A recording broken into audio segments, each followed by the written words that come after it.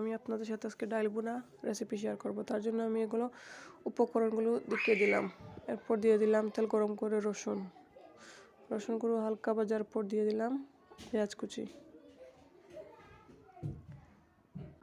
পেঁয়াজগুলো হালকা ভাজার পর দিয়ে দিব হলুদ গুঁড়ো, হলুদ দেওয়ার পর দিয়ে দিব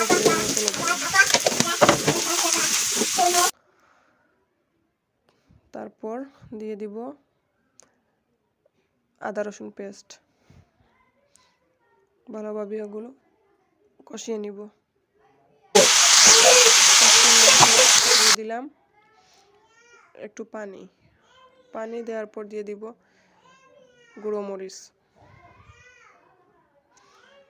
তারপর মশলাগুলো কষাবার পর দিয়ে দিলাম